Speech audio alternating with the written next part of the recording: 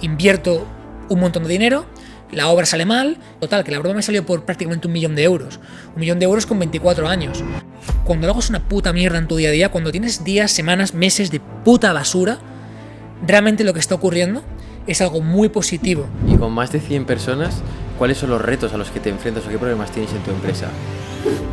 Yo he invertido en ciertas startups. ¿En qué te fijas ahí metido en una startup? A nivel equipo es importante que esa figura, ese jefe, esté ahí de vez en cuando. En este podcast vas a conocer a David Marchante en la actualidad y vas a entender el por qué ya no está tan centrado en su marca Power Explosive y a qué se dedica hoy al 100%. Pero voy a darte una pista. Quien antes te enseñaba a entrenar correctamente, ahora te enseña a ser un empresario de éxito. Bueno, bienvenidos un día más a un nuevo podcast. Hoy tenemos con nosotros a David Marchante, también conocido en redes sociales como Power Explosive. Bienvenido, David, un placer tenerte aquí. Bienvenido. Un placer y encantado, de verdad. Oye, cuéntanos, ponnos un poquito en contexto. ¿Quién es David Marchante? ¿Por qué estás aquí hoy? ¿Y por qué la gente te conoce como Power Explosive? Bueno, pues David Marchante es un apasionado del crecimiento, del aprendizaje, de mejorar día a día. Y me conocen como Power Explosive porque empecé en YouTube, en la etapa de fitness, hace ya 11 años, que se dice pronto, compartiendo información. Básicamente, bueno, yo estudié Ciencias del Deporte y yo tenía clarísimo que me quería dedicar al mundo del deporte, al mundo del ejercicio. Era competidor en deportes de contacto en aquella época. Y básicamente pues era una persona que siempre estudiaba muchísimo por mi cuenta, e incluso cuando estaba por ejemplo en la carrera y asistía a alguna clase y el profesor pues estaba contando alguna cosa que no me interesaba, pues yo ya era esa persona que en lugar de irse al patio o lo que sea, pues estudiaba, leía libros, estudios científicos. Total, que llegó un momento en el que sabía mucho del tema, obviamente, y mucha gente incluso en la carrera me preguntaba, ¿no? Oye David, para este examen de musculación, esto, lo otro, hacemos una tutoría, nos echas una mano. Y dije, joder, tengo mucha información, llevo mucho tiempo estudiando sobre esto, creo que puedo compartirlo. Entonces decido abrir un canal de YouTube. Ya tenía uno, que esto es algo que poca gente sabe. Y yo abrí un canal de YouTube en 2006, prácticamente cuando arranca YouTube, y tenía un canal en el que básicamente pues compartía para foros de internet pues marcas personales, un diario de entrenamiento, pero en vídeo, ¿no? Con la cara tapada, por supuesto, no quería que me reconocieran, pero en vídeo. Total, ese canal me lo cierran porque justamente cambié la política con YouTube de derechos de autor, copyright, música, tal y cual, y me surge la idea también de decir, joder, tengo un montón de información en cuanto a este tema, ¿por qué no lo comparto? ¿Por qué no empiezo a compartir sobre esto? Entonces, claro, en ese dilema, estaba en segundo de carrera más o menos, digo, ¿qué nombre le pongo a esto? Y dije, a ver, pues me gusta el powerlifting, practico fuerza constantemente en mi día a día, power, y en el mundo de deportes de combate, pues en mi entorno, me llamaban explosivo porque pues era una persona muy explosiva, pero me agotaba súper rápido en el ring. Entonces dije, ¿por qué no Power Explosive? Entonces ahí arranca el canal de YouTube en el que empiezo a compartir información sobre cómo hacer ejercicios, cómo mejorar tu entrenamiento de fuerza o tu salud basado en evidencia científica. Empiezo desde ahí. Lo que nunca me imaginé es que lo que realmente me iba a llamar la atención en el día a día no era la etapa de fitness, que es con la que empecé, sino la transición que con los años me encontraría a la parte más de empresa, de marketing y los negocios, que es realmente lo que me llena en el día a día y lo que más me gusta a día de hoy, sin ninguna duda. Por eso, pues empecé con la etapa de Power Explosive en fitness y ahora pues me pueden encontrar también en redes sociales como rendimiento empresarial, porque justamente no esa analogía de rendimiento deportivo, que es de donde venía, a rendimiento empresarial, que es lo que me gusta ahora mismo.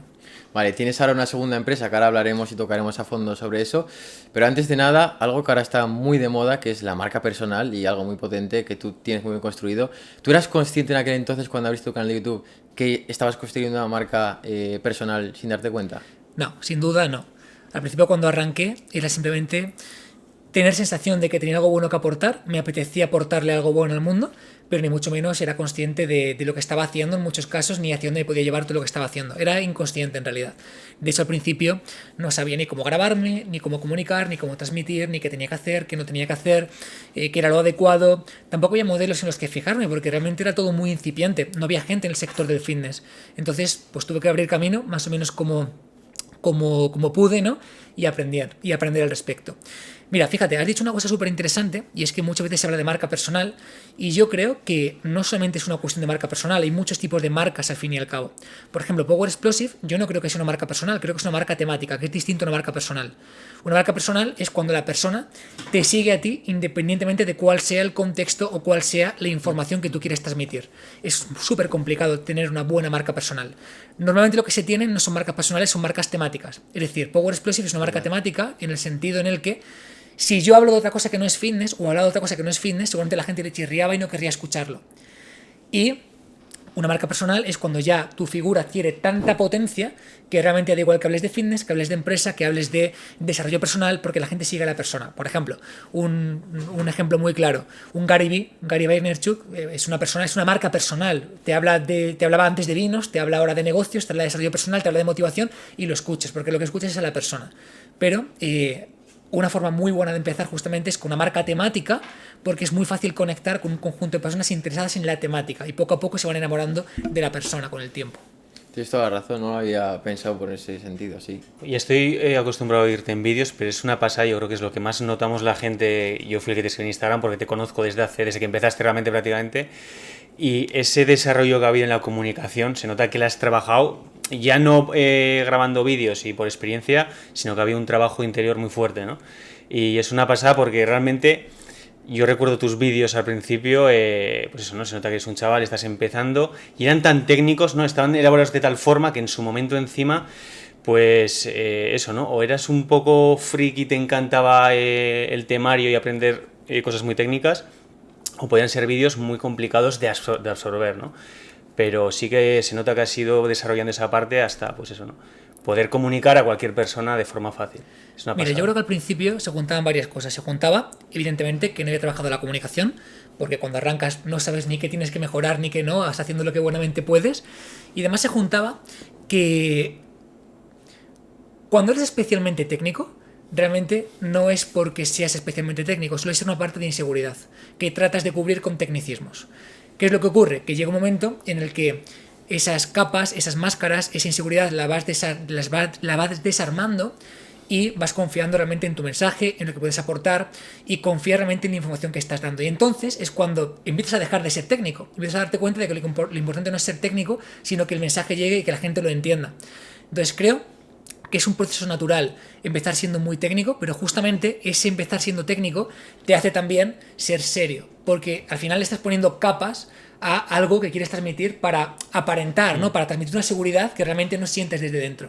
Entonces creo que al final lo que más ha cambiado en mí desde el principio, ya que lo has mencionado, ya no solamente es evidentemente que me haya formado mucho en comunicación o cómo transmitirlo, incluso que formemos a otra gente, porque formamos a empresarios sin ellos, una habilidad para mí es imprescindible, sino que pasas a darle menos importancia al cómo lo dices tú, es decir, te quitas foco de ti mismo, de qué quieres transmitir, cómo quieres que la gente lo entienda, y pones el foco en los demás, con un único foco de quiero realmente que mi mensaje llegue, quiero que la gente lo entienda, quiero que mejore con él. Es un poco quitar el ego, ¿no? Tu propio ego. Y cuando lo haces todo cambia, porque tu mensaje empieza a llegar por primera vez, claro. Si te está gustando esta entrevista, dale like y suscríbete, porque no te cuesta nada y nos apoyas muchísimo, de verdad. Y por cierto, si quieres que traigamos a alguien en concreto al canal, déjanos en los comentarios e intentamos traerlo. ¿Qué consejo podrías darle a una persona que quiere empezar su marca personal, temática, como lo quieras llamar? Yo te diría que lo más importante sería empezar en un micronicho, y más ahora. Pon un ejemplo, porfa, de un micronicho. Cuanto más concreto sea el espacio en el que te quieres dirigir, mejor, y cuanto mejor sea un océano azul, mejor. Es decir, por ejemplo, si ahora mismo habláramos de sector del fitness, es un sector que podemos vincular con la parte de salud, pero es muy, muy, muy amplio, es muy genérico. Si lo concretamos mucho más, podríamos hablar de, pues, por ejemplo, algún tipo de patología, o orientarlo, por ejemplo, a, imagínate, diabetes, sigue siendo muy amplio, pero, por ejemplo, orientarlo a diabetes tipo 2 o diabetes tipo 1, o personas que les guste el trabajo de fuerza o el gimnasio en diabetes tipo 1 o diabetes tipo 2, eso ya pasa a ser muy concreto. Entonces, cuanto más concreto, mejor. Que es algo que da mucho miedo, ¿no? Porque al final, claro, tú cuando ves una empresa quieres de primeras dirigirte contra más gente mejor y no entiendes que a largo plazo, aunque al principio sea más complejo, si yo me enfoco en personas que tienen dolores de rodilla, por ejemplo, a largo plazo probablemente me convierta en un profesional. Tenemos aquí un invitado especial. Un invitado especial. Voy a poner un ejemplo práctico. Si voy a iniciar una empresa, ¿por qué me recomiendas mejor centrarme en un micronicho, aunque de primeras tenga muchos menos usuarios, que centrarme en algo más genérico? Primero, porque cuando te centras en algo muy genérico, es muy probable que ya haya gente muy grande y con muchos recursos compitiendo en ese hueco porque justamente es muy amplio. Entonces, si tú, por ejemplo, quisieras entrar ahora en un sector muy amplio como fitness, perder grasa corporal, estás compitiendo con los grandes tiburones del sector, aplicaciones móviles que tienen fondos de inversión detrás, fondos capital riesgo, tienen millones para invertir en publicidad que tú no vas a tener. Es decir, tienen mucho más fácil llegar al cliente final que tú. Entonces, primero, es un océano rojo, tienes que estar súper profesionalizado para poder competir ahí y va a ser mucho más complicado, tienes muchas más zancadillas para poder hacerlo. En segundo lugar, es que vas a conectar menos con tu público. Cuanto más genérico es tu público, también más genérico es tu mensaje. Por lo tanto, tu anuncio, tu reel, tu vídeo, tu contenido va a conectar mucho menos con tu público final. Y además, cuanto más genérico es un sector, más commodity se ha vuelto. Es decir, menos precio va a estar dispuesto a pagar la persona porque tiene mucho más gente con la que compararse contigo y van a elegir el mejor postor en cuanto a la persona que menos te vaya a cobrar. Esto ocurre lo contrario cuando estás en un sector súper concreto. Cuanto más concreto es el sector, menos gente compitiendo ahí, porque no te imaginas a una multinacional, a una farmacéutica compitiendo en un hueco de mercado diminuto. No se centran ahí. Por lo tanto, los que empezamos o los que empiezan tienen mucho más margen para poder entrar ahí y ser los únicos. Entonces, si eres el único, la gente no tiene con qué compararte. Si no tienen con qué compararte y es la única solución y es buena del sector, puedes poner precios más altos. Puedes poner precios más altos, te puedes capitalizar antes, puedes dar mejor producto, mejor servicio, mejor satisfacción del cliente, puedes capitalizarte mucho más para que cuando entren más competidores tú ya puedas empezar a diversificar cuando tocas ese techo de mercado y abrir otros huecos. Y sobre todo lo más importante es que puedes conectar mucho mejor con el mensaje. Es decir, cuando realmente te diriges a algo muy concreto, rápidamente, si tu solución es buena, va a hacer que te coloques súper rápido en el top del sector, porque no va a haber otra persona.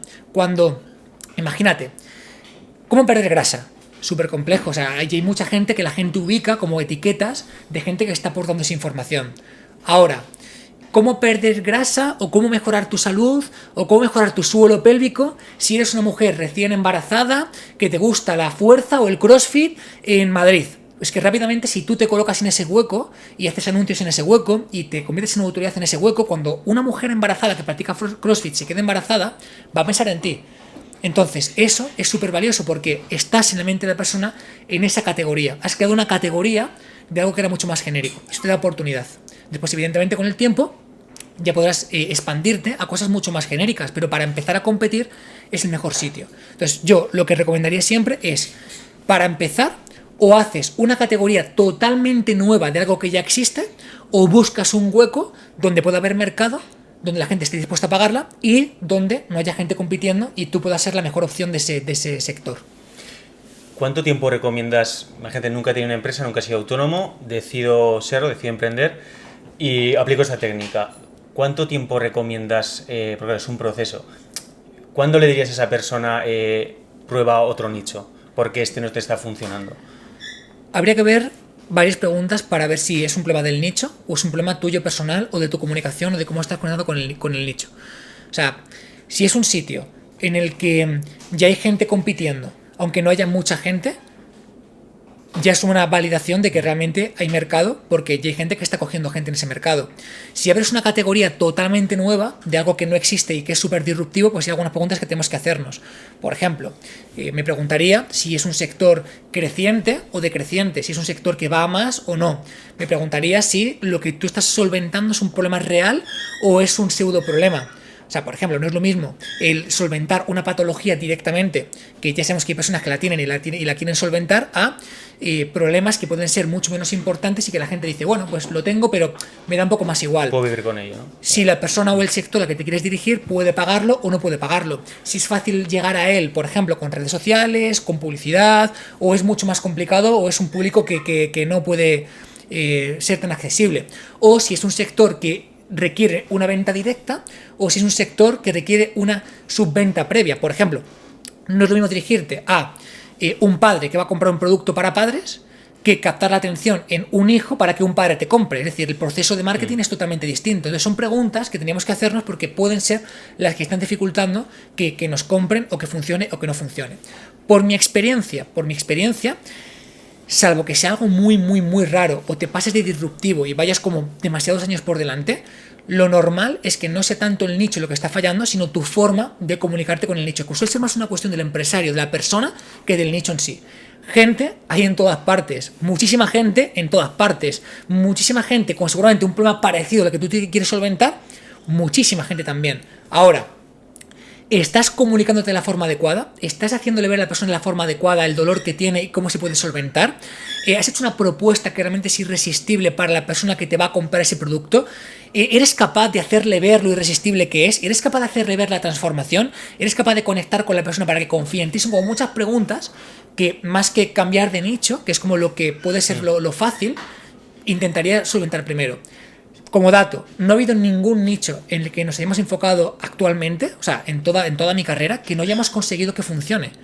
Ahora, sí que ha habido muchas veces que nos hemos enfocado en un nicho y no hemos conseguido que funcione hasta que hemos replanteado muchas cosas. Entonces, creo que esta es la lectura principal. ¿Cómo detecto si me falla la comunicación, me falla que no sé vender? Porque al principio nos pasa a todos los autónomos o empresarios que no sabemos cómo exponerme, cómo realmente vender bien mi producto. Porque puedo ofrecer un servicio de muchísima calidad y realmente ayudar, pero si no sé mostrarlo, no sé mostrar cómo ayudar, te vas a quedar ahí, ¿no? ¿Cómo detecto qué es lo que me falla?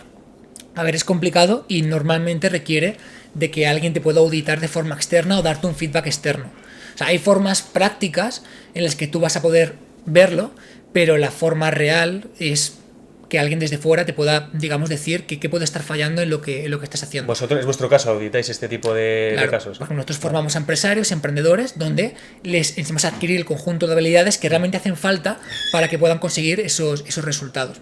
Por ejemplo, imagínate, en la parte de comunicación, tú vas a darte cuenta rápidamente de si tu comunicación es efectiva o no, por ejemplo, con la interacción que tienes con tu contenido. Es decir, si estás conectando con la audiencia, si la gente te sigue, si estás tocando emociones, si estás haciendo que la gente interactúe con tu contenido, todo eso va a hacer que ya empieces a intuir un poquito. A veces no solamente es el contexto, es el valor que aportas, no, es también cómo lo estás haciendo. Y una forma muy práctica es con anuncios. Es decir, un KPI brutal de comunicación es: cogemos un mensaje, leído con prompter, por ejemplo, y haces dos anuncios, uno leído por ti y otro con un actor o un gran comunicador. Vas a darte cuenta de que en la mayoría de casos el mensaje mejor transmitido tiene menos costes por lead, es decir, tiene menos costes publicitarios. Ante un mismo mensaje, la persona que lo transmite implica diferentes costes. ¿Por qué? La emoción que transmites, la claridad que transmites, el cómo suena ese mensaje, etcétera. Sí, que tema Facebook Ads, por ejemplo, es una herramienta que a nivel local está como muy infravalorada, es lo que veo a veces, ¿no? Que un gimnasio, un entrenador personal o, bueno, sectores locales no la aprovechan de esta forma, ya sea por coger un feedback más rápido o por realmente poder vender de forma más concreta, ¿no? Vamos a poner un caso concreto. Vamos a poner para que expliques lo que haces en tu empresa y lo que haces actualmente, que yo quiero entrar en tu formación, en tu empresa. ¿Qué es lo que harías conmigo? ¿Cuál es el primer paso? Marco es, vale, entrenador personal y lo que hemos hablado antes. Ha empezado, sabe que vale mucho, pero no tiene ni idea de cómo comunicarlo. Okay. Cómo hacer. Básicamente, lo primero que tenemos que tener claro es que ideas buenas tenemos todos. Ahora, personas capacitadas para ejecutar ideas buenas hay muy pocas. ¿Por qué? Porque realmente una buena idea sin una persona detrás que tenga el conjunto de habilidades como para ponerla en práctica es muy complicado que pueda funcionar. Nosotros lo que nos encargamos es justamente de desarrollar todo este conjunto de habilidades que hacen que con mucha más probabilidad el empresario tenga éxito.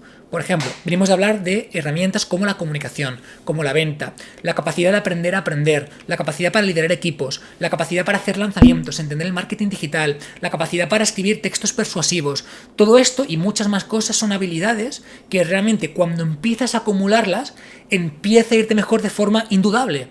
Porque no es lo mismo a que tú hagas un vídeo en Instagram, a que hagas un muy buen vídeo, muy bien comunicado, con un muy buen guión, tocando los gatillos mentales que hacen que conecten con tu audiencia, haciendo que la gente conecte rápidamente con ese mensaje. Es muy distinto. Entonces, todo esto es lo que suele faltar. No ha habido un trabajo previo de desarrollo personal y habilidades que hacen que ese mensaje después pueda conectar. Entonces, primero, lo que haríamos sería, imagínate, entras en nuestro instituto de rendimiento empresarial. Lo primero sería seguirme en la cuenta de rendimiento empresarial, porque para que puedan entender mucho de esto que estoy hablando y mucho de lo que estamos compartiendo. Entonces, entras en nuestro instituto. Vale, pues lo primero sería hacer un onboarding contigo, es decir, un 1 a 1 contigo, donde detectaríamos cuál es tu contexto actual, cuál es tu empresa, en qué punto estás, cuánto estás facturando, en qué momento te encuentras, escucharte también hablar, ver tu cuenta de Instagram, ver un poco lo que estás haciendo para intentar detectar cuáles pueden ser los siguientes puntos que habría que tocar.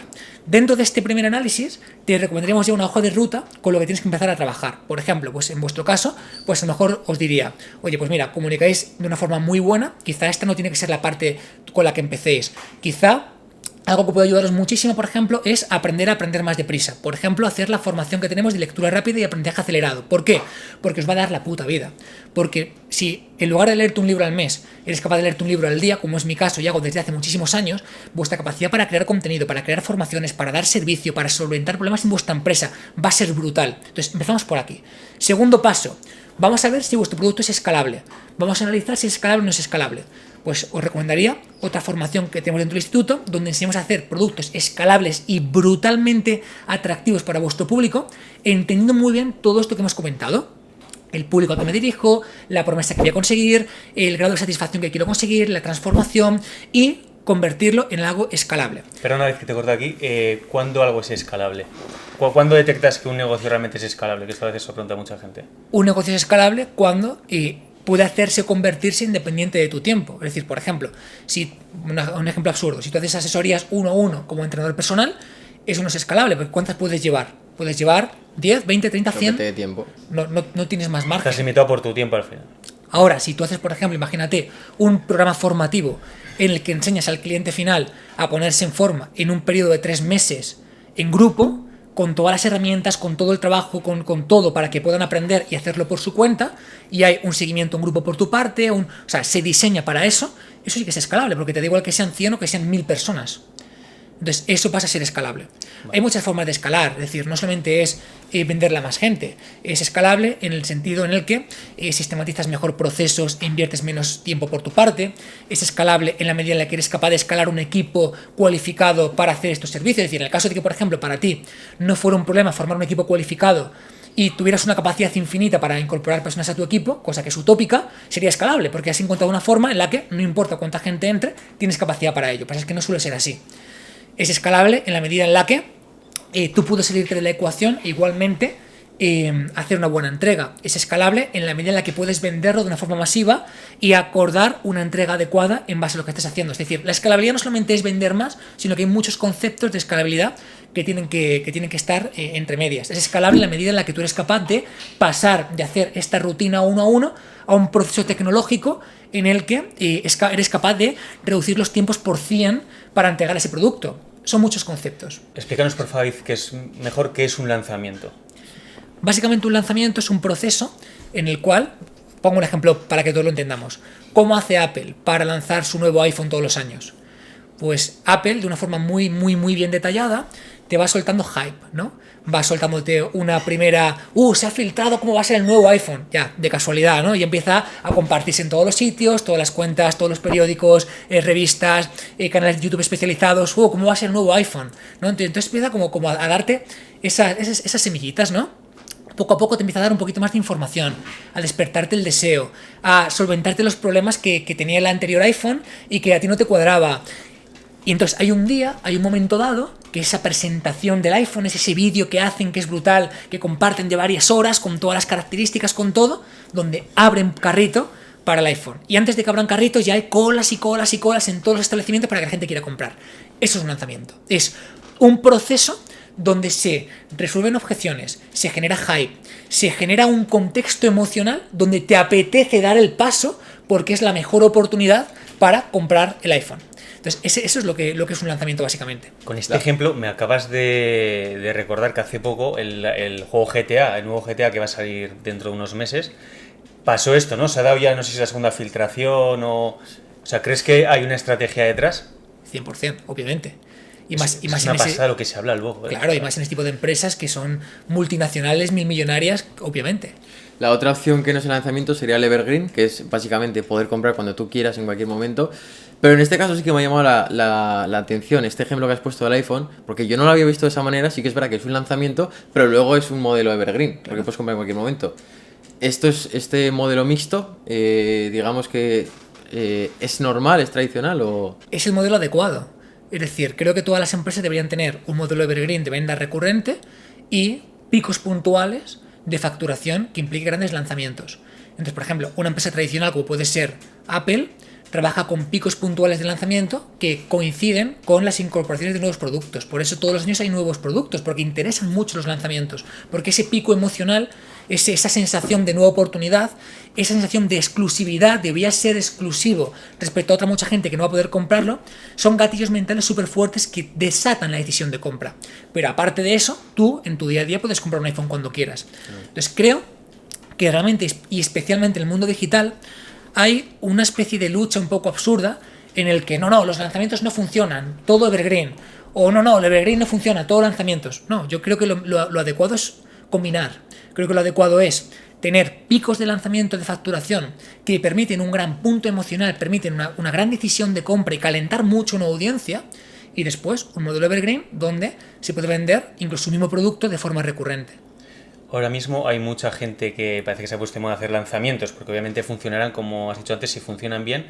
¿Qué diferencia hay de hacer un lanzamiento mal hecho o medianamente hecho con hacerlo bien, como por ejemplo puede ser con tus servicios? A ver, realmente los lanzamientos no es algo nuevo ni muchísimo menos. Nuestros primeros lanzamientos los hicimos en 2016 y hemos hecho muchísimos desde entonces, muchísimos. Entonces no es algo que se haya inventado ahora, ni muchísimo menos, no es algo que sea de unos pocos, se ha hecho mucho durante mucho tiempo.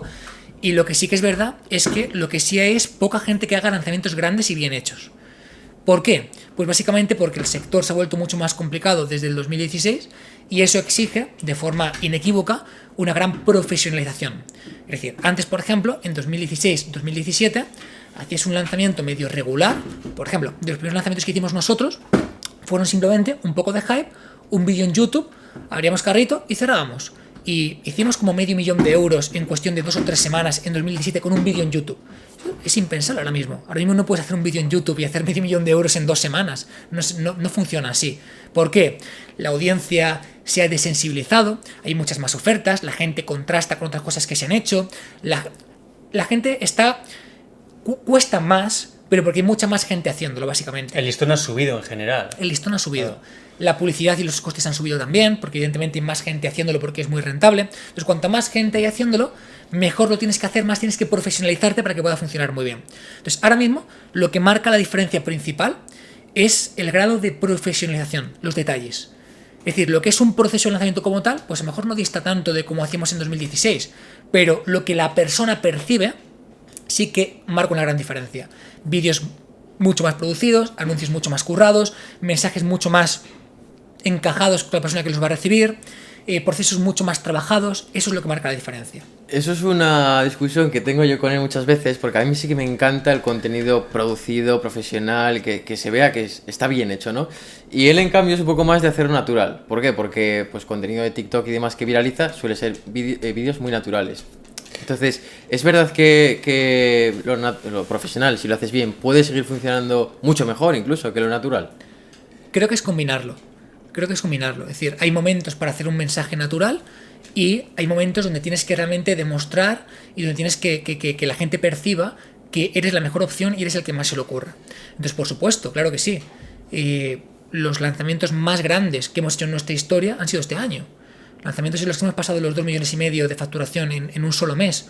Antes, 2017, 2018, sí que habíamos hecho lanzamientos de 1 millón de euros. Pero si quisiéramos hacer lanzamientos de más de 1 millón de euros como hicimos en 2018, sería imposible. ¿Por qué? Pues lo que estamos comentando. El mercado madura, requiere anuncios mucho más currados, mucho más trabajo, mucho más equipo, hacer las cosas mucho mejor. Y se podría hacer un lanzamiento de más de 1 millón de euros haciéndolo cutre como antaño a día de hoy. Se podría, pero una vez. Es decir, una cosa es que lo hagas una vez y otra cosa es que lo hagas de forma consistente muchas veces. Hacer algo consistente sí que requiere un gran grado de profesionalización.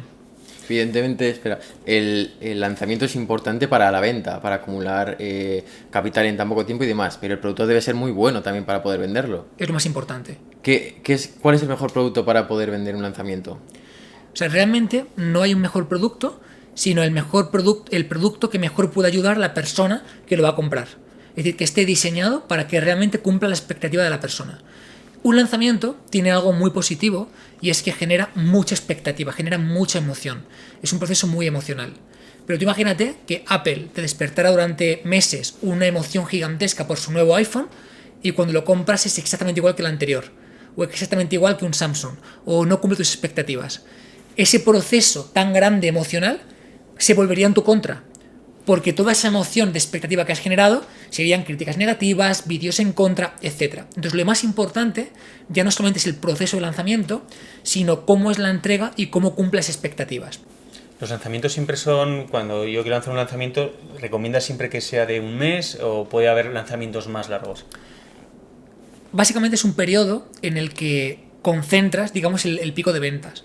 Se pueden hacer lanzamientos, es que hay muchos tipos de lanzamientos. O sea, por ejemplo, hay lanzamientos que se llaman meteóricos, donde es en un momento puntual, te centras a la gente en un grupo de WhatsApp, haces una oferta, la gente compra y cierras, por ejemplo. Y eso no requiere un gran pico de preparación. Hay lanzamientos que se pueden hacer, por ejemplo, en una semana o 2 semanas, hacer un reto de WhatsApp, por ejemplo. Y hay lanzamientos mucho más densos, mucho más amplios, donde hace falta mucha más preparación. Un punto clave para elegir la duración de un lanzamiento es, en primer lugar, el nivel que tienes de tráfico caliente o templado dispuesto a comprar. Es decir, cuando tienes mucho tráfico caliente que ya está muy cerca de querer comprarte, no les marees. ¿Cómo sabes que es tráfico caliente? Habría que diferenciar qué es tráfico frío, templado y caliente. Tráfico frío es esa persona que no te conoce o te acaba de conocer, pero todavía no confía en ti, no confía en lo que haces o no conoce lo que haces y no conoce tu producto. Un tráfico templado es esa persona que, empieza a interesarse por lo que estás haciendo, te conoce y le caes simpático, confía en ti, le parece guay lo que haces y tiene más o menos una idea de a qué te dedicas, pero aún no se ha metido a ver tus productos. Y un tráfico caliente, por ejemplo, es esa persona que ya se ha comido un lanzamiento contigo, te ha conocido, has tocado todos sus gatillos, sabe lo que haces, conoce la oferta, conoce todo, pero no decidió comprarte. Está esperando a otro momento o un mejor momento. Esa persona está a punto de comprarte, pero no lo ha hecho. Entonces, claro, cuanto más tráfico caliente tienes, mejor es acortar ese proceso y venderla directamente. A lo mejor no hace falta ni siquiera un lanzamiento. Con un proceso evergreen, con un proceso donde esa persona te pueda comprar ya, es perfecto porque está en ese punto para comprarte. Pero cuanto más tráfico frío tienes, más es el proceso que tiene que haber para que esa persona pase de frío a templado a caliente. Entonces, esto lo marca mucho la inversión en publicidad. Cuando te vas a gastar 5.000 euros en publicidad, es que prácticamente te lo puedes gastar los días de antes, porque es muy poco volumen, es muy poco. Cuando te quieres gastar 1 millón de euros en publicidad, necesitas mucho espacio porque no puedes gastar 1 millón en un día. Se te suben las campañas y se te dispara toda una barbaridad. Entonces, cuanta más inversión haces de golpe, más caro es la inversión en publicidad. Entonces, cuanta más inversión, más lo tienes que espaciar, claro, para que tenga un sentido. Cuanto más lo tienes que espaciar, es más tiempo que hay un montón de gente que está fría. Por lo tanto, más tienes que hacer un proceso de calentamiento. Por redes sociales, por Instagram, en lo que es el proceso del lanzamiento, etc. La inversión máxima que puedes hacer en un día en Facebook Ads, vamos a poner un ejemplo práctico, sin que se disparen los costes, ahí lo divide. Me refiero, ¿lo divides por campañas, por grupo de anuncios o cómo se divide? O sea, básicamente lo que marca los costes de la publicidad es elegir la audiencia de forma adecuada, es decir, la segmentación a esa audiencia, que el mensaje encaje bien con esa audiencia y que realmente represente lo que quieres transmitir, y lo que es el creativo, es decir, la imagen, el vídeo y el cómo se transmite ese vídeo. Y después son detalles de la comunicación, de si es un actor o eres tú, de si capta la atención, lo que se llaman los pre-frame, que son como los primeros segundos, los ganchos, pero lo que marca la inversión y cómo de bien va la campaña es la segmentación de la audiencia, el mensaje que le estás transmitiendo y el creativo. ¿Tú crees a día de hoy que todavía es útil segmentar en Facebook Ads? Claro. Sí. Por supuesto. Por ejemplo, para el anterior lanzamiento que hemos hecho, que hicimos 2.5 millones y casi 2.4 de rentabilidad, de beneficio, conseguimos gastar 180.000, 100 y pico mil para hacer 2,5 millones. ¿Por qué? Porque había un trabajo muy bueno de segmentación de avatares. Es decir, no hacíamos anuncios, sino que había anuncios para este tipo de público súper concreto, que iban a una página web con un mensaje súper detallado, súper concreto para esa persona. Hicimos como 40 o 50 avatares, es decir, 40 o 50 tipos de anuncios con segmentaciones específicas, con páginas específicas, con mensajes específicos. Eso es lo que hace que puedas bajar los costes por lead. Claro, es que es un trabajo brutal. Claro, hay que saber hacerlo. Claro, es que como hoy en día... gente que teóricamente es profesional también de tema Facebook Ads y tal, como el algoritmo también evoluciona mucho, pues recomiendan que como no es como antes, ¿no? Que al final lo segmentabas o no llegabas, pues ahora mismo el algoritmo al cabo de unos días o semanas va detectando también. Claro, hay ¿no? cierto tipo de campaña que permite que se ajuste y que se enseñe, sí. Ahora bien, para llevar todo ese trabajo detrás de, yo es que este anuncio lo va a ver esta persona y la página web también lo va a ver esta persona, o sea... Y la secuencia de correos y los mensajes por WhatsApp. Claro, o sea, ya te puedes complicar. O sea, podemos ir a un Claro, nivel de es- profesionalización a extremo. Claro, así que necesitas luego 30 personas en el equipo. ¿Cuántas tienes tú en el equipo? Vamos a hablar de eso. Somos más de 100 actualmente. Claro, que la Es gente una no es pasada. consciente del trabajo y Sí. personas que hay detrás, ¿no? De algo así. Exacto. La barbaridad. Y con más de 100 personas, ¿cuáles son los retos a los que te enfrentas o qué problemas tienes en tu empresa? Hay muchos retos, en realidad. No lo dudo. O sea, ¿sientes más presión ahora que tienes 100 que cuando tienes 30 o llega un punto que estabilizas? Yo diría que es más fácil gestionar 100 personas que gestionar 15. Y intuyo, aunque tendré que verlo, que es más fácil gestionar 1000 que gestionar 100. Porque cuanta más gente tienes, también es más tiempo llevas en el mercado, más recursos tienes, más capital tienes, más gente buena has ido acumulando con los años que pueden gestionar subequipos. Es un poco contraintuitivo, pero claro, cuando tienes 15 personas en tu equipo, las gestionas tú. Tus recursos son limitados. Empiezas a dejarle de prestar atención a ciertas cosas, a detalles con las personas, a las relaciones personales, a qué le motiva, a qué le preocupa, porque no das para más. Cuando somos 100, yo tengo líderes de equipo y jefes de departamento que son las que gestionan todos los grupos que caen por debajo. Yo me reúno con 4 personas en realidad. Entonces es más sencillo. También es verdad que depende mucho de los márgenes de la empresa. O sea, por ejemplo, nosotros como empresa tenemos un EBITDA de un 45%, es decir, tenemos un margen de beneficio gigante. Entonces, esto también es verdad que me da tranquilidad en el sentido de, ok, somos un equipo muy grande, pero los volúmenes de rentabilidad que manejamos son gigantes. Entonces, que no es lo mismo tener este equipo, ir hasta arriba y decir, buf, voy súper apretado, hostia, a ver qué pasa, hostia, confío en el modelo de negocio que estamos siguiendo, tenemos capacidad para hacerlo bien, no nos importa incluso sobredimensionarnos un poquito con el objetivo de ya ir preparándonos a largo plazo. Para mí mi reto es ese, mi reto está en encontrar personal cualificado.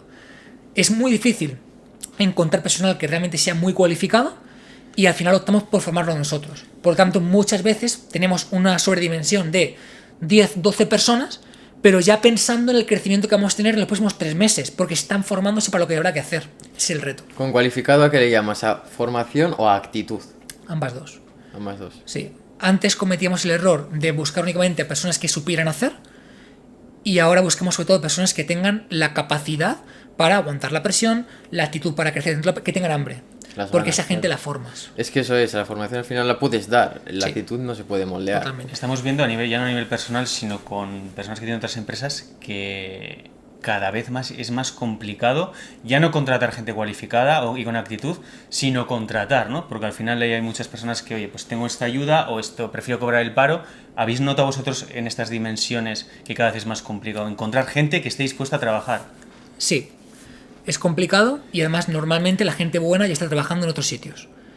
Entonces lo dificulta aún más. Y a largo plazo, ¿cómo ves esto? Claro, si va a más, ¿qué solución ves? Yo creo que siempre va a haber gente buena, gente que está dispuesta a aprender y gente que está dispuesta a sumarse al barco porque le motiva. Entonces sí que es verdad que cuesta y hay una dificultad añadida en esa parte, pero yo creo que seguiremos dando con las personas adecuadas. Vosotros también, una de las partes que también enseñáis es a formar equipos, ¿no? Exacto. No nos vamos a ir, bueno, no sé si tendréis empresas también de estas dimensiones, como la vuestra de 50 a 100 empleados, pero para un autónomo que puede tener, me va bien de autónomo, cojo mi primer empleado para seguir creciendo, o mis 2 primeros empleados, y es un cambio muy importante que muchas veces no es consciente. ¿Cómo asesoráis en este tipo de cosas?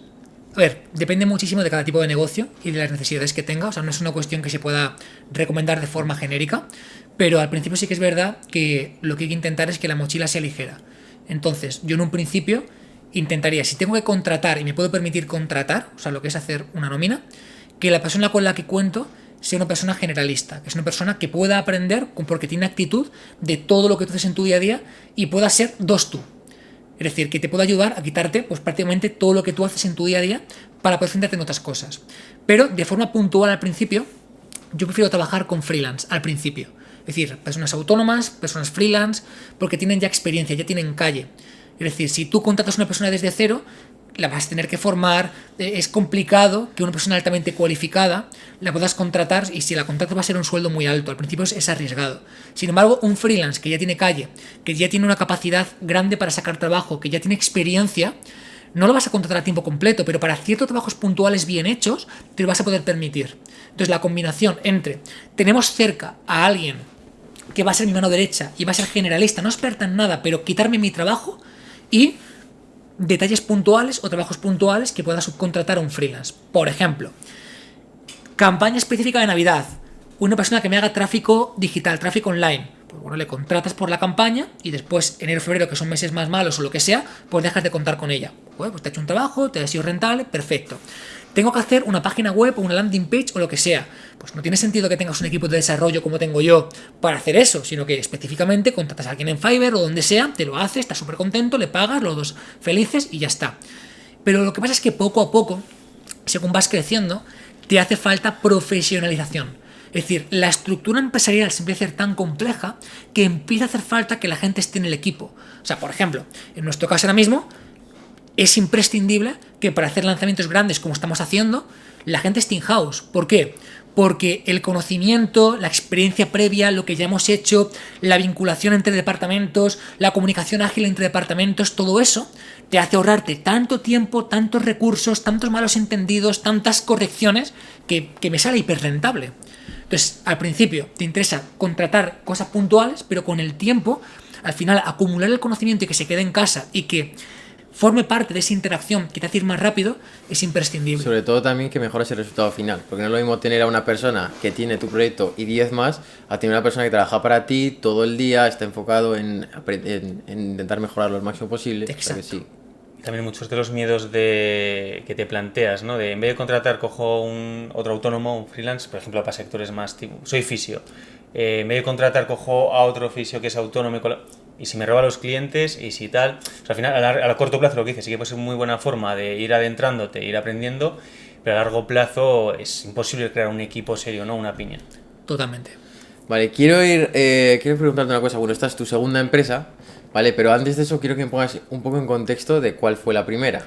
A ver, realmente no es mi segunda empresa. O sea, somos un holding empresarial, somos un grupo empresarial. No sé si somos 10 o 12 empresas. Lo único es que, más que segunda empresa, es como Proyecto, ¿no? fitness y empresa. Pero, Vale. pero estamos en muchos más sitios, hemos invertido en otras empresas, startups, hemos fundado otras muchas cosas que rodean lo que hacemos. Vale, genial. Eso nos cuentas después porque me interesa un montón.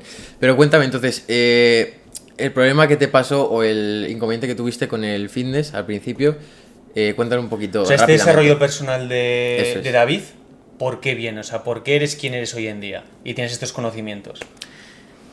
Yo creo que porque me atreví muy joven a ponerme muy incómodo y fue básicamente arrancar con un canal de YouTube cuando no había gente haciéndolo. Claro, ahora lo ves y es muy intuitivo, ¿no? Dices, bueno, pues claro, me monto un Instagram, me monto un TikTok, me monto un canal de YouTube, haces audiencia, la gente te va a creer, va a contratarte, claro, es muy obvio, pero al principio eso no era obvio. Es decir, yo cuando arranqué no tenía idea de comunicar, de transmitir, me daba miedo. Pues claro, era terrorífico arrancar porque no tenía una figura en quien fijarme. Entonces, eso es un máster de vida. O sea, eso a nivel de desarrollo personal, a nivel de enfrentarte a miedos, a nivel de crecimiento, eso es brutal. Te expone a algo que es increíble en crecimiento. Seguramente lo que más me ha hecho avanzar o colocarme en el punto en el que estoy es que desde el principio me he puesto muy incómodo. Por ejemplo, pues me puse muy incómodo arrancando en YouTube, pero me puse muy, muy incómodo decidiendo escribir mi primer libro un año después de arrancar en YouTube, que tenía 20 años. También fue muy incómodo. Me puse muy incómodo, por ejemplo, pues montando mis primeras empresas y montando mi centro de entrenamiento, que fue una inversión brutal y que salió muy mal en aquella. O sea, el centro sigue abierto. A día de hoy estamos en Madrid, barrio Salamanca, pero en aquella fue para mí un punto de quiebra. Un punto donde invierto un montón de dinero, la obra sale mal, no me permiten tener ciertas licencias, tengo que reinvertir mucho más dinero, total, que la broma me salió por prácticamente 1 millón de euros. 1 millón de euros con 24 años, con un montón de deuda, con un montón de negociaciones por el medio con los bancos, con mis padres de aval. Claro, eso te expone en un conjunto de situaciones y de circunstancias en los que empiezas a despertar muy fuertemente tu parte empresarial. Sí que es verdad que mi parte empresarial no nace en este problema, de lo como ocurrió con el centro, sino que fue algo progresivo desde el principio, pero sí que es verdad que lo que me ha colocado en el punto en el que estoy ahora mismo fue justamente pasar por este tipo de circunstancias, el prácticamente arruinarme, de ver 1 millón de euros con un centro físico en Madrid. Eso fue lo que me hizo un clic grande. ¿Por qué? Porque gracias a eso empezamos a hacer los primeros lanzamientos. gracias a empezar a hacer los primeros lanzamientos tan pronto, nos permitió coger mucha experiencia y profesionalizarnos muchísimo en todo este tiempo. Y a raíz de ahí, pues a lo mejor si no hubiera tenido ese problema, pues hoy no estaría haciendo lanzamientos. Y con las rentabilidades y todo lo que tenemos actualmente. Sí, después de ese golpe de la quiebra y demás, ¿no te dio miedo volver a invertir en otro segundo negocio? No, pero porque era muy joven. Es decir, lo bueno es que cuando tú tienes entre 20 y 30 años, te la puedes jugar. También es verdad que cuando tienes entre 20 y 30 años es muy fácil quebrar por dos cosas. Uno, porque es muy fácil quebrar cuando tienes poco dinero en el banco. Es decir, quiebra más fácil el que tiene 5.000 euros que el que tiene 1.000.000, obviamente. Pero es muy fácil quebrar si tienes 5.000 euros. O sea, es que te vas de viaje o cometes un error y quiebras. En mi caso, pues bueno, tenía bastante capital en aquel entonces, pero era fácil quebrar también. ¿Por qué? Porque me faltaba experiencia. Entonces creo que entre los 20 y los 30 años, ocurra lo que ocurra, casi te puedes reponer. Creo que entre los 30 y los 40 casi también, pero empieza a ser mucho más complicado, tienes más responsabilidad, más empleados, hijos, se vuelve un poquito más complicado. Entonces, no me dio miedo, pero porque, primero, por suerte salió bien, podían haber sido así. Fue justamente este punto el que me hizo hacer mi primer lanzamiento, facturamos 500.000 euros en pocas semanas, me hizo ver que se podía, me expandió la mente a, joder, se pueden hacer cifras súper grandes en poco tiempo, se puede hacer, ¿no? Podían haber salido bien, salió bien. Si hubiera salido mal, pues no sé a lo mejor cómo hubiera sido mi vida. Pero en este caso lo que me dio es visión. Visión de, joder, quizá lo que pensaba que se podría lograr era mucho más pequeño de lo que realmente se puede conseguir si aprendes a hacerlo. Y eso fue lo que abrió la puerta. Al final siempre miramos atrás y todos los puntos conectan y todo pasa 100%. por algo y sí. No, te iba a preguntar por qué contratarte a ti, ¿no? Para el tema del asesoramiento a tu empresa en vez de la competencia, pero al final con esto se resume, ¿no? El tener esa historia, el tener ese conocimiento de esos años de experiencia es lo que hace que, oye, me voy a poner en manos de este tío que ha pasado por donde yo no quiero o quiero evitar, ¿no? Yo, fíjate, te diría que básicamente porque, o sea, ¿por qué elegirnos a nosotros o no? Yo creo que hay mucha gente haciendo muchas cosas muy bien, o sea que realmente, pero personas que se la estén jugando en el día a día, que estén en activo haciendo cosas grandes y compartiendo cómo lo hacen, y que no solamente puedan enseñarte algo concreto, como por ejemplo cómo hacer un lanzamiento, cómo crecer en redes sociales, sino cómo tener de forma global una visión empresarial donde no solamente se forme el empresario, sino poder formar el equipo. Para mí es lo realmente valioso de lo que hacemos. Es decir, ¿por qué yo me contrataría a mí mismo? Porque el motivo por el cual hacemos lo que hacemos fue porque lo necesitábamos. Es decir, tú me has preguntado antes, ¿cuál es tu reto personal para contratar personal? Mi reto personal era que me costaba mucho formar al equipo, me costaba mucho contratar a alguien y que aprendiera a hacerlo. Entonces, ¿qué es lo que hice? Montamos nuestra propia plataforma para mí, donde enseñábamos cada puesto de trabajo para que cuando alguien se incorporaba tuviera donde aprender. Es decir, realmente ahora formamos a empresarios y equipos de empresarios, pero egoístamente, cuando yo arranqué con todo esto hace ya años, fue por formar más rápido a mi equipo. Una formación grabada. Claro. Es decir, cuando hacemos una formación de copywriting, de cómo hacer textos persuasivos, realmente enseñamos todo el proceso de cómo hacer textos persuasivos, de cómo ser un buen copywriter, para que la persona que entra en nuestro equipo aprenda y se incorpore a los lanzamientos. Cuando hacemos una formación de cómo hacer campañas de publicidad, no es, oye, aprende a hacer campañas, no, es la formación que hace mi equipo cuando se incorpora. Cómo hacer lanzamientos, cómo hacer campañas. O sea, montamos lo que yo necesitaba para ir más rápido y escalar más rápido a mi equipo. Y llegó un momento en el que dije, tío, soy un puto egoísta no compartiendo esto con la gente. Es decir, no hay gente, o sea, es muy complicado formar a cada una de estas piezas, es imposible. Entonces fue cuando ya dijimos, ¿y si montamos un instituto de rendimiento empresarial donde no solamente le demos al empresario la capacidad de tener visión estratégica, habilidades personales que van a marcar la diferencia, sino, coño, que cada una de las cosas que hacen falta las tenga para que su equipo las pueda aprender? Eso fue la segunda etapa, pero mi primera etapa no estaba ahí, estaba en el fitness. Lo que pasa es que empezamos a desarrollar todo un complejo de formación para que cuando una persona era contratada, recortáramos todo el tiempo posible en cuánto iba a ser efectiva. Eso es el reto principal de una empresa. El reto principal es cuánto tiempo la persona no es productiva. Pero si tú eres capaz de formarla en tiempo récord, te da mucho menos miedo contratar, porque sabes que en poco tiempo te va a empezar a dar resultados y va a pagar su propio sueldo. Fue por eso, en realidad. ¿Y cuál es o sea, es brutal, ¿eh? ¿Cuál es el aprendizaje más valioso que sacas de todos estos años aprendiendo? Pues el aprendizaje más valioso seguramente que saco es que cualquier proyecto puede funcionar siempre y cuando tú seas la persona capaz de hacerlo funcionar y tengas el conjunto de habilidades, le dediques el cariño suficiente a ese proyecto y el foco suficiente como para hacer los cambios que haga falta y le dedicas la atención para que eso pueda surgir. Creo que normalmente lo que ocurre, y a mí me ha pasado muchísimo, es que empezamos un proyecto, lo empezamos con miedo, lo empezamos trabajando en otra cosa a la vez porque nos da miedo soltar lo que ya hacíamos, entonces no dedicamos el 100% del tiempo a este nuevo proyecto, entonces no podemos profundizar lo suficiente en por qué no está funcionando y entonces pensamos que no funciona y lo dejamos. Cuando a lo mejor lo que hacía falta era o más profundidad en ese mismo tiempo para detectar por qué no, o más tiempo para empezar a detectar por qué no. Esto es una duda que yo tengo, que me surge a veces, y es, bueno, me han gustado muchos podcasts y consumir historias de otros emprendedores, y he visto bastantes casos de gente que tenía un negocio durante muchos años que no le ha funcionado, ha sido cambiar a otro y explotar. Entonces, mi duda es, ¿en qué momento te das cuenta, porque es una línea un poco fina, el decir, estoy en el negocio incorrecto o tengo que seguir y ese poquito más que me queda ahí es cuando voy a explotar? Son muchas cuestiones. Es que no es una pregunta fácil porque depende del modelo de negocio. Hay modelos, por ejemplo, muy tipo startup, que son un time to market de manual. Son modelos donde o me entra mucha inversión y soy capaz de hacerlo muy rápido, muy bien y ser el primero, o no va a funcionar. Entonces es un modelo time to market, un modelo en el que, pues por ejemplo, imagínate un Uber o un Globo. Si tú no eres el primer Uber, el primer Globo con millones de inversión por detrás, realmente, si eres el segundo, te comes muy poca cuota de mercado. Pues, por ejemplo, pues es un tipo de modelo.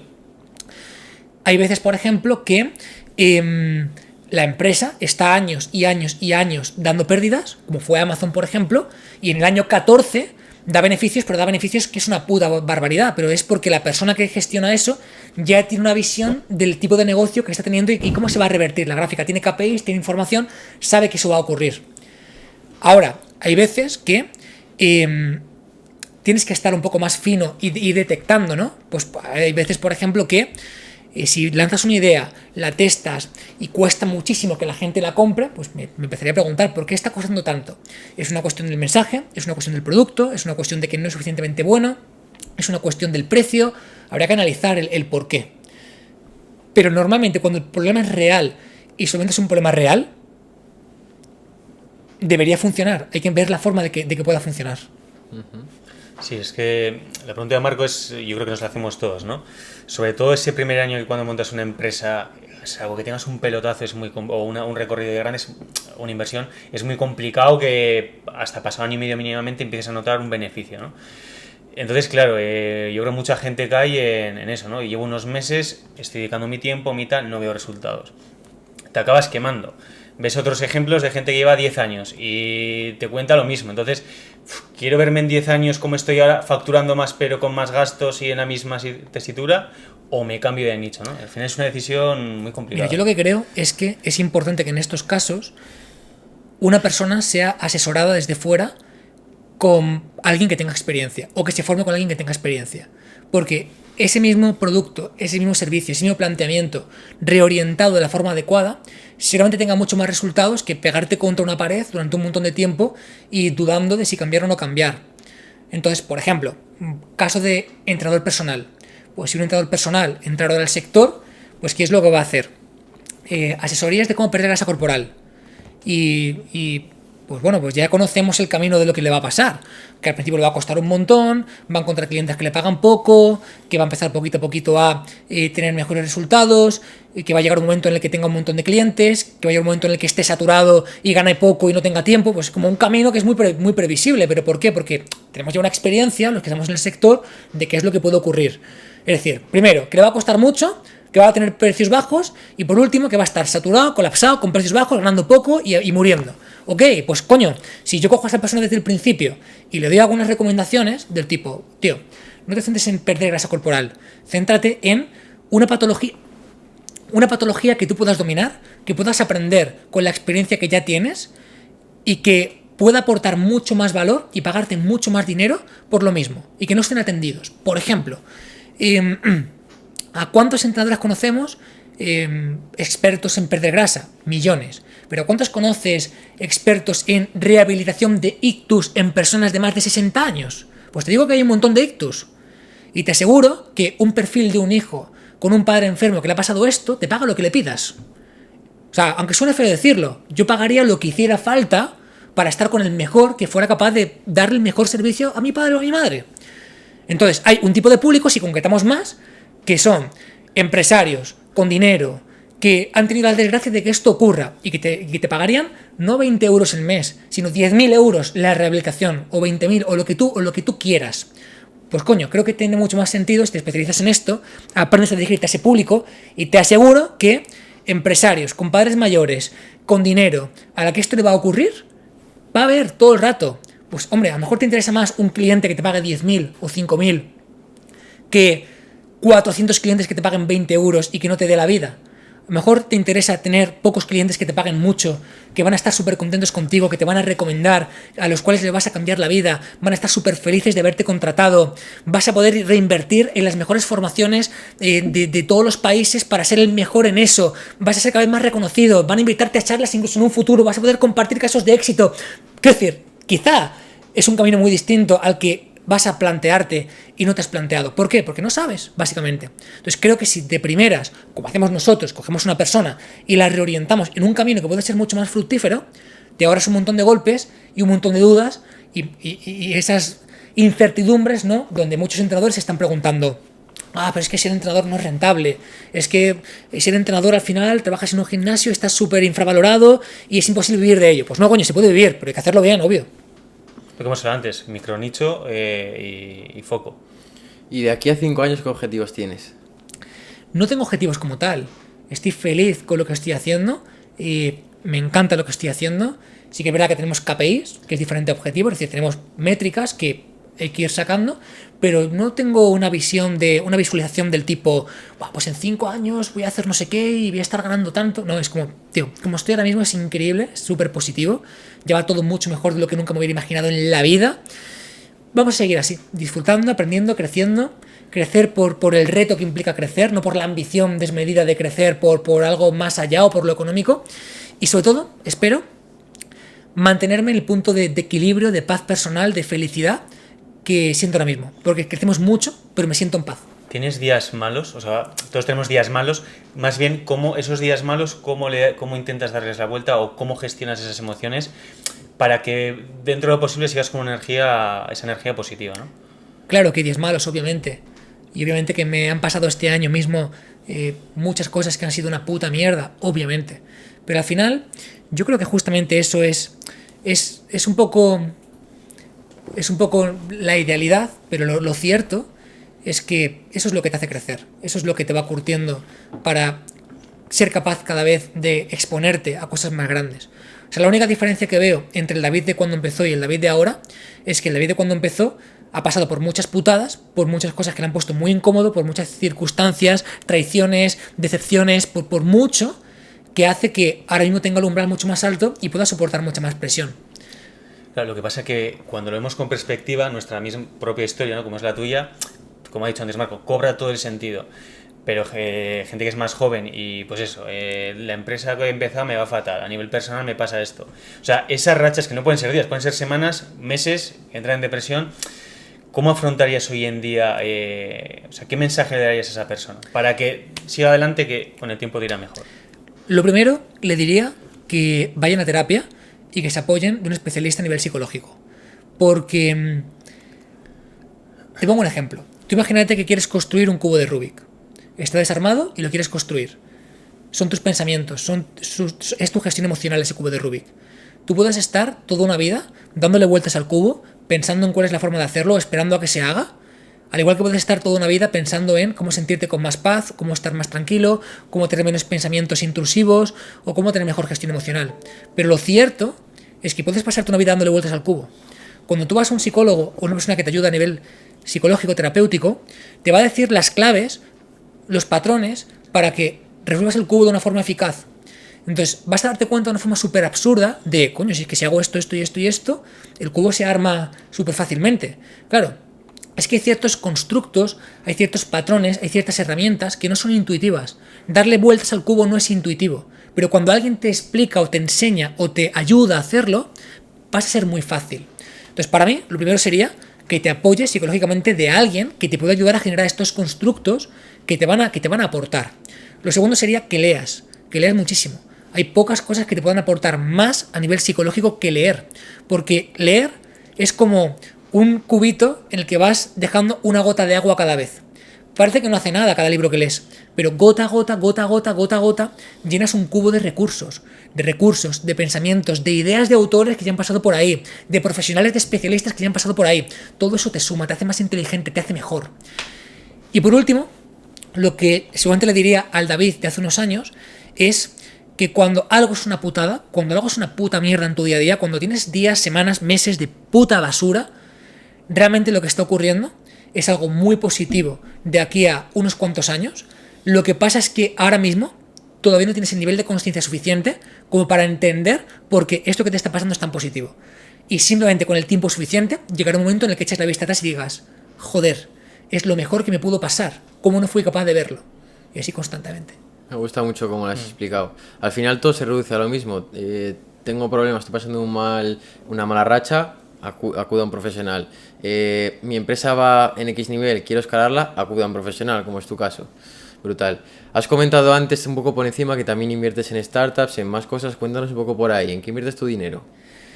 Sobre todo, en lo que más intento invertir, porque es lo más rentable, es en proyecto propio. Es decir, mi propio proyecto, en mi propio equipo, hay muy pocas cosas que puedan ser tan rentables como eso. Es decir, pues como estamos comentando antes, invertir 180.000 euros en un mes y sacar 2,5 millones es una locura. Invertir 600.000 y sacar 5 millones, como esperamos ahora, o 6 en el mes que viene, ¿qué puede igualar eso? No hay fondos de inversión, no hay nada que pueda darte eso. Entonces lo más importante para mí es reinvertir en lo que conozco muy bien, en aquello que conozco, en aquello que domino y en aquello sobre lo que tengo un control directo. Después, evidentemente, hay que diversificar, obviamente, y se hacen otras inversiones en diferentes sitios. En startups, en fase semilla, cuando están arrancando, en fondos de inversión, pues en criptomonedas, obviamente, en inmuebles, en locales, o sea, se va diversificando en otros sitios, pero asumiendo que no es tanto un objetivo de inversión de rentabilidad directa, aunque puede serlo, sino más de diversificación, más de generar cierta estructura, más estabilidad, más de patrimonio. Ahora, como inversión para sacar rentabilidad, nada más rentable que tu proyecto, pero evidentemente también trabajando un poco pues esa parte de patrimonio que permite que, oye, si todo fuera mal de aquí a unos años, pues tienes todo cubierto y has hecho las cosas bien desde un principio. ¿Has invertido ya en startups? Sí, sí, sí. ¿Y eres tú personalmente el que la selecciona o tienes alguien que lo haga? Actualmente tengo una persona que es la que se encarga de ello, que es quien me lleva las inversiones, mano derecha, además familiar, o sea que es quien me lleva toda esta parte, en todo, en cripto, en inmuebles, en adquisición de locales, en fondos de inversión, en todo esto tal. Hay una persona muy cercana también, socia, que es experta en inversión y me ayuda muchísimo, sería Rubio. Le invitaremos un día para que pase por vuestro podcast, os va a encantar también, tiene una audiencia brutal. Ella me ayuda un montón también, es muy experta en parte de inversión. Y anteriormente sí que es verdad que yo he invertido en ciertas startups, más que lo he hecho yo a nivel personal, por el equipo que las formaba, el equipo que empezaba esos proyectos. Eso quería preguntarte, ¿en qué te fijas al invertir en una startup? En este caso has dicho el equipo. ¿Qué cualidades del equipo son las que te hacen decir, vale, aquí, en ti invierto? A ver, primero comentar y recalcar que no es una práctica sistemática. Es decir, que no es que yo esté buscando constantemente invertir en startups, lo digo porque estoy lejos de ser un profesional de la inversión en startups, lo quiero aclarar, hay que ser realista con lo que cada uno puede o no aportar, pero cuando lo he hecho, principalmente lo que he tenido en cuenta es el equipo que lo forma, es decir, personas que sean resolutivas, personas que tengan las capacidades para sacarlo adelante. De hecho, creo que cuando inviertes en una startup en fase semilla, que es prácticamente la idea, inviertes en la persona que la lleva a cabo, no en la idea, no en el proyecto. Eso para empezar. Y en segundo lugar, yo he tenido muy en cuenta también el margen de influencia que podía tener yo sobre la empresa. Es decir, dentro de que ella es una persona que en el sector del fitness, por ejemplo, pues tiene audiencia, que tiene cierta autoridad, que conoce bien el sector, pues no es lo mismo invertir en una empresa en la que no tengo ni puta idea y no puedo influir sobre ella, que en una empresa del sector del fitness donde puedo formar parte y donde yo puedo impulsar a que crezca mucho más. Entonces, en mi caso en concreto, sobre todo, el equipo que la forma para mí ha sido lo importante y la influencia que yo puedo tener a la hora de empujar a esa empresa para mí ha sido importante, porque también convierte esa empresa en algo que con mucha probabilidad pueda funcionar. Solo antes de libros, rápidamente, si tendrías que habrás leído cientos, miles de libros, imagino. Si tendrías que recomendar uno a nivel general, que a nivel psicológico, a nivel económico, a nivel crecimiento personal, te lo tienes que leer, ¿cuál recomendarías? Venga, pero en algún tema, en diferentes temas. Venga, a nivel... Crecimiento personal. Crecimiento... Ese libro que te haga despertar ese clic de decir, vale, quiero hacer algo más con mi vida. Vale, a nivel de crecimiento personal, yo te diría el experimento rendición, que básicamente lo que trata es la premisa de qué ocurriría si dejaras el ego a un lado y te rindieras a lo que viniera en la vida sin juzgarlo. Es decir, muchas veces, por ejemplo, alguien te propone hacer algo o una decisión y es como, no, esto no, o esto sí, o busco esto. ¿Qué ocurriría si simplemente te abrieras a la vida y lo que te ponga por delante lo cogieras? Pues es un libro muy bueno, porque te hace ver que quizá a veces pasamos mucho tiempo queriendo controlar lo que hacemos, buscando planificar lo que hacemos, sin darnos cuenta de que la vida tiene cosas mucho más importantes para nosotros de lo que nos pensamos y que no nos permitimos experimentar justamente por esta parte de ego y control. Entonces, es un libro muy bueno. Recomendaría también, y especialmente para emprendedores y empresarios, un manual para estar en pareja. Es impresionante ese libro de Demian Bukai, porque te hace entender, primero, cómo funcionan las parejas y cómo hacer que funcionen a nivel de relaciones de pareja, y sobre todo para los emprendedores que me están viendo, cómo gestionar los espacios, cómo gestionar tu parte privada, la parte privada de tu pareja, la parte compartida, el apoyo que tiene que haber con tu emprendimiento. Es un libro que te explota bastante la cabeza. ¿Cómo es? Explícalo un poco. ¿Cómo tú compatibilizas tu parte empresarial con tu vida privada? Bueno, si quieres te hablo un poco del concepto principal del libro para que la gente se lo tienen que leer igualmente. O sea, te da una visión muy brutal. Te cambia muchas creencias respecto a lo que tiene que ser una pareja. Respecto a conceptos como, por ejemplo, qué es la confianza en una pareja y qué no es la confianza en una pareja, porque a veces pensamos que la confianza es contarle todo a nuestra pareja y eso es una puta mierda, básicamente. ¿Eso por qué? Porque contarle todo a tu pareja no es más confianza.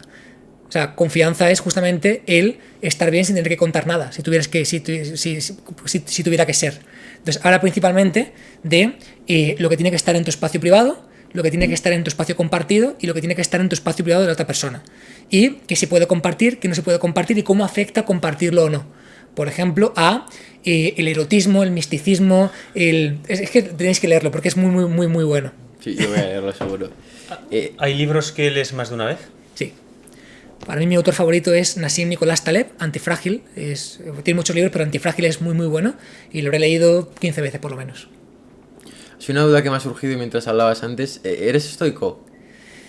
Se podría considerar, pero no activamente. Vale, no por si leías libros y demás. O sea, está bien, me gusta como concepto, pero no es que diga, no, soy estoico, me pongo la etiqueta, sino que, bueno, está bien, me parece Cuando, por acabar con el tema de la lectura, cuando lees un libro, o bueno, un libro que más o menos te llama la atención, ¿te gusta ponerlo en práctica para interiorizarlo más? ¿O qué estrategia sigues para que ese libro realmente de alguna forma te sirva? O sea, hay que intentar aplicar, evidentemente. O sea, me gusta leerlo, me gusta resumirlo, o sea, yo hago mapas mentales con toda la información, me gusta reflexionar sobre ello y me gusta integrarlo. E incluso compartirlo. Pues, por ejemplo, en este último caso, es que justamente este libro es que lo he leído hace poquito, el de Manual para estar en pareja, pero me ha sorprendido mucho. O sea, te hace replantearte ciertas partes, ¿no? Pues leerlo yo, ver que es buenísimo, recomendárselo a mi pareja y después compartirlo y entre los dos decir, hostia, pues ¿qué te llama la atención? Y como compartir sobre ello. Lo que eso hace que al final lo interiorices más todavía, ¿no? Total. Te veo que eres súper enérgico, súper activo, súper alegre. Y mi duda es, a día de hoy, ya que has conseguido, como digamos, el éxito, ¿no? ¿Qué es lo que te hace seguir levantándote cada mañana súper motivado, con ganas de trabajar, con ganas de darlo todo? Yo diría que es aprender. Me mueve mucho el aprendizaje. De hecho, detrás, ¿no?, de estos grandes lanzamientos, detrás de que el equipo no pare de crecer, es una sensación muy grande de que me gusta mucho aprender, me gusta mucho mejorar lo que ya hacemos, compartirlo. Yo he descubierto mi gran propósito en la vida, por lo menos actualmente, porque el propósito cambia, compartiendo todo lo que hacemos a nivel empresarial y sabiendo que una parte de todo lo que hacemos, las locuras que hacemos, las locuras que aprendemos, lo que nos la jugamos, va a servir o sirve actualmente para que mucha gente que está algunos pasos por detrás en el camino lo avance mucho más deprisa y con mucho mejor resultado. Entonces, el aprendizaje y compartirlo me llena muchísimo. O sea, realmente yo me levanto feliz de saber que estoy ayudando a personas a ir mucho más rápido en un camino que ya he recorrido. Y el crecimiento, personal y profesional. Me mueve mucho la sensación de crecimiento, de hacer las cosas crecer, de crear, de mejorar a nivel personal también. Y te diría también, quizá, un valor principal, la libertad. Te diría que sentirme libre de estar aquí porque me apetece sin sentir compromiso, de poder decir, de poder estar quizá menos donde la gente quiera que esté y más donde quiero estar de verdad. Que ponerlo en práctica no sea tan fácil, imagino cómo decirlo, ¿no? No, Y sí. además teniendo un equipo tan grande, empresas, si tendrías que reconocerte un punto débil ahora mismo o un punto que todavía tienes mucho por desarrollar, ¿cuál dirías? Si es que lo sabes. Te diría que es la organización. Soy bastante desorganizado. De hecho, mi equipo es mucho más organizado que yo y me organizan. Es difícil, Es curioso, es difícil de sí. creer cuando tienes un equipo de más de 100 personas. Sí, pero al final puedes contratar gente que, oye, que tenga cualidades que tú mismo ni tienes, ¿no? Y aprendes de ellos y Ellos me eso organizan, es una me locura. ponen las pilas. Sí. A día de hoy en tu trabajo lo tienes suficientemente delgado como para poder desaparecer. Yo estoy Pongamos, 100%, tengo 100% todo delegado. Pero ¿hasta qué 100%. punto es delegado? Es decir, desaparezco 2 años literalmente y no digo hola, ¿el negocio puede ir para abajo? Si desaparezco 2 años y no digo hola, seguramente lo notaríamos, pero seguramente podríamos hacer que siga creciendo. O sea, soy un punto importante, obviamente. O sea, tienes la libertad que has dicho. Sí, sí. O sea, yo cada vez hago menos falta. Sí que es verdad que cuando yo asumo, pues obviamente, o sea, se nota mucho, pero podría no estar. Y evidentemente hay ciertas partes que habría que cambiar. Pues, por ejemplo, dentro del Instituto de Rendimiento Empresarial, mi figura es muy importante. Yo estoy siempre en el instituto. Es decir, yo soy una persona que soy la que está haciendo las formaciones, pero porque me gusta muchísimo. En el caso de que yo no estuviera, pues habría que cambiar cosas del programa y habría que darle un cambio adaptándolo a que yo no esté. Pero se podría.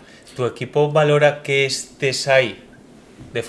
O sea, que noten que, joder, David es mi jefe, pero lo tengo ahí para cualquier cosa. O sea, ¿crees que eso al final el equipo también lo ve a largo plazo? Ya no solo que sigas vendiendo y sigas facturando. A nivel equipo es importante que esa figura, ese jefe, esté ahí de vez en cuando. 100%.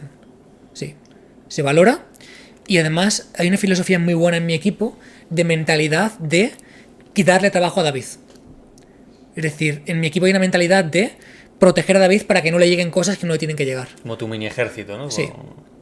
Entonces ellos son conscientes de qué tienen que hacer para que no me llegue esa información o esa tarea y que yo me ocupe con cosas que no son importantes. Qué bueno. El que tú estés es muy importante. Sobre todo creo que con el paso del tiempo dejas de estar al principio del todo, cuando arrancas, estás en la operativa, en la ejecución, estás en el pensamiento, haces muchas cosas y eso va más, hasta que llega un punto en el que empieza a ser lo contrario. Y tu labor principal está más en la visión, está más en la misión de la empresa, está más en transmitir los valores que simplemente en hacer cosas. Y es un punto en el punto en el que yo puedo estar más. Ahí quería llegar. ¿Cuál es tu trabajo a día de hoy en cuanto a aportar y sumar valor a la empresa? Fuera parte de que, vale, me gusta hacer las formaciones, voy y doy las clases, sino, ¿cuál es tu valor por encima como jefe, digamos, ahora que tienes todo delegado? Yo te diría que formar parte activa en lo que es la visión, tanto en el año como en los próximos años, es decir, de cómo estructuramos, cuáles son los objetivos, qué es lo que se busca hacer. O sea, es lo que te he dicho antes, ¿no? Yo no tengo un objetivo como tal de aquí a 5 años de decir, pues quiero facturar no sé cuánto. Bueno, pues sí, o sea, quiero decir, se va a cumplir si cumplimos con ciertos KPIs. Mi labor principalmente está, pues como acabamos de hacer ahora a principio de año, de sentarnos y decir, vale, ¿qué queremos conseguir este año? ¿Qué KPIs? ¿Qué resultados? ¿Qué va a haber? ¿Qué hace falta para ello? ¿Cómo se va a organizar en el año? ¿Qué recursos hacen falta? ¿Cuánto equipo más hace falta para esto? ¿Tenemos los recursos suficientes para poder hacerlo? O sea, al final la única persona que conoce la empresa en su totalidad, cuánto dinero tenemos, cuánto dinero hay en caja, cuánto dinero está invertido, o sea, qué riesgos hay, qué no, o sea, soy yo. Entonces, sí que es verdad que el equipo es incluso quien me plantea los objetivos para este año, es decir, es el mismo equipo que me dice, hostia, creemos que se puede hacer esto, esto y esto, ¿vale? Y ahora hay que ver si se puede llevar a tierra y si hay capacidad para poder hacerlo. Pues eso es una parte de visión, ¿no? De misión, de hacia dónde va todo esto. Y después yo te diría que mi foco principal está en la entrega ahora mismo. O sea, mi foco principal está realmente en el instituto y en formar a personas, que es lo que me gusta, para que vayan más rápido. Después, pues evidentemente hay ciertas partes donde yo acelero mucho procesos, Pues por ejemplo, sí que trabajar con un gran productor para hacer un gran lanzamiento es infinitamente más efectivo que yo llame a esa persona por teléfono a que alguien de mi equipo le mande un email y haya una conversación de meses de duración. Hago una llamada y es mucho más fácil que eso se pueda cerrar. Pues ese tipo de labores es donde yo estoy más.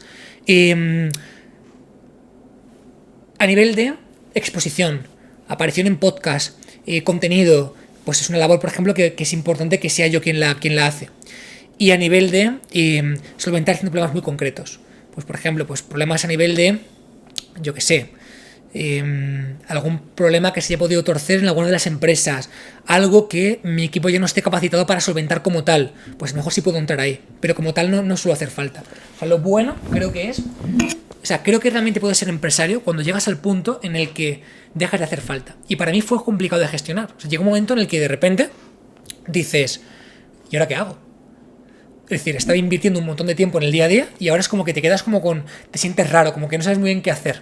Pero ese punto es súper bueno, porque ese punto en el que tú ya sientes que no hace falta que hagas tú prácticamente nada, es lo que te hace formarte más, es lo que te hace viajar y conocer a mentores que te aportan más, es lo que te hace ser más creativo, es lo que te hace tener la cabeza liberada para que cuando hay una gran oportunidad la sepas ver y la puedas coger. Eso no ocurre si estás en la operativa haciendo cosas. Y ocurre muchísimo cuando de repente dejas ese espacio liberado para poder ver esa parte. Entonces, de repente ves una gran oportunidad y hay muchas veces que tengo que hablar con el equipo de, hostia, esto hay que cogerlo. Y son ellos los que me dicen, hostia, no podemos, no damos para más, o bueno, pues ya es, pero lo has sabido ver. O hay veces que ves esta gran oportunidad y merece la pena dejarlo todo o dejar cierta parte de lo que haces para cogerla. Eso solamente si estás liberado lo puedes coger. Una persona que valora mucho la privacidad personal, a la hora de exponer, a ti alguna vez, es curioso, ¿no? Porque te ibas exponiendo ya desde que eras un crío, pero echas en falta a veces igual decir, me gustaría en esta empresa no tener que exponer mi imagen. Sí. Que no dependa de mi imagen, ¿no? En muchas de ellas es así. O sea, realmente que exponga mi imagen es en un par de empresas, en otras muchas no estoy directamente ni formo parte de nada prácticamente de esas empresas. Algunas porque son otras personas las imágenes, otras porque directamente no hace falta una imagen personal. También te digo que dentro de mi marca personal, marca temática, como hablamos al principio, llevo mucho tiempo exponiéndome, pero exponiéndome en una medida muy concreta. Es raro que yo muestre cosas de mi vida personal. Es raro que yo haya mostrado una parte más íntima. Es raro. ¿Sabes? Está profesionalizado. Vale, ok. Claro, es que la pregunta con el tema de al final hace falta presencia del jefe porque te vas a los grandes, ¿no? Que no tiene nada que ver, pero un Zara, un supermercado, un Mercadona. Claro, ¿qué figura tiene el jefe? Pues sí, ideas, gestiones, tal, pero a nivel estructural de equipo, pues ningún empleado, salvo imagino que los altos cargos, no mantienen contacto con esa persona, ¿no? Y son enormes, ¿no? Sí, pero... ¿Cómo se llega a ese punto? Tienes que estar porque tu filosofía se impregna. Es decir, cuando tú no estás y solamente está otra persona, es fácil, pues a lo mejor que esa persona pues tenga rasgos que a lo mejor no van con tu figura y que se empiezan a transmitir. Rasgos quizá más autoritarios, personas que quizá no sean tan alegres, como tú decías. Entonces, cuando tú estás y eres la persona directamente que transmite eso, creo que los valores se transmiten mucho mejor y se hacen más sólidos. Se hace una cultura de empresa mucho más sólida. Esta es una paranoia que yo tuve hace poco, que yo no sé hasta qué punto puede ir por ahí vinculado. No voy a decir el nombre del gimnasio, pero una cadena de gimnasios a nivel de España, que ya tienen varios.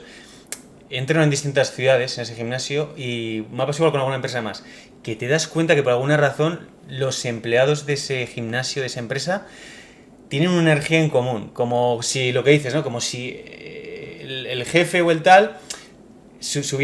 esa energía poco a poco fluyera por toda la plantilla. No sé si es una paranoia o realmente puede guardar una relación. 100%. Aunque no haya tenido, soy un empleado, no he tenido contacto con el jefe, pero sí con el encargado con los gerentes, ¿no? Y es una rama que al final va fluyendo. Total.